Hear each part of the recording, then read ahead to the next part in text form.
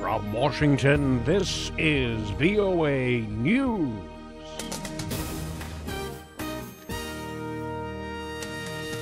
I'm Victor Beattie reporting. Hours after certifying Iran has complied with a 2-year-old international nuclear agreement, the U.S. imposed new sanctions on 18 Iranian individuals and groups. U.S. spokesperson Heather Nauer Tuesday said Tehran has violated the spirit of the deal. Iran remains, and we all know this, one of the most dangerous threats to the United States, not only our interests here around the world, but also to regional stability. And I've got a whole list of things that we can go over here that Iran is responsible for. Their full range of activities extend far beyond the nuclear threat, and I think we are all full aware of that. She said Tehran's malign behavior includes its ballistic missile program, support of terrorism, backing Syria's leader, hostility toward Israel, cyber attacks, and threats to maritime stability. Middle East Institute scholar Zurbarek Baills said additional sanctions will not only hamper Iran's economy, it will also benefit hardliners. The more powerful, the ultra-conservatives, get an excuse for continuing to maintain their anti-American and anti-Western attitude. But that, for me, will weaken the new government, which has recently been reelected. Iran called the sanctions illegal and announced its own sanctions.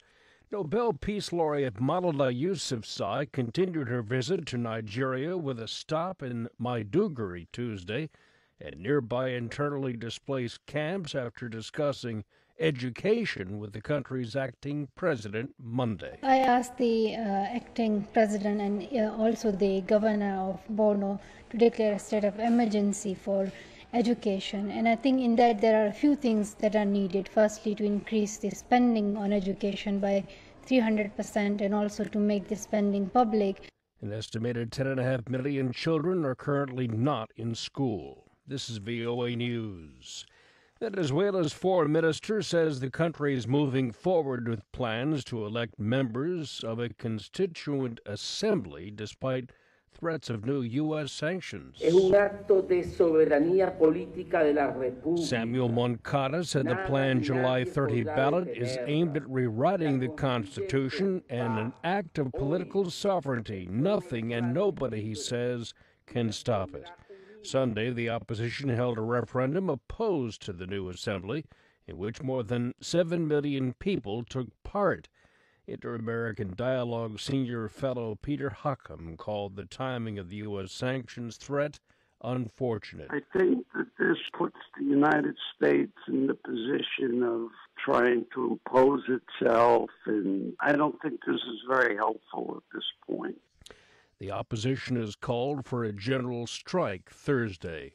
A pro-Russian rebel leader in eastern Ukraine has proposed replacing the current country with a new federal state, an idea rejected by President Petro Poroshenko. We are confident that we reintegrate the Donbas, we reintegrate the Crimea, and we renew sovereignty and territorial integrity, no matter what Russia said. A Kremlin spokesman said the Russian government was not consulted about the rebel announcement.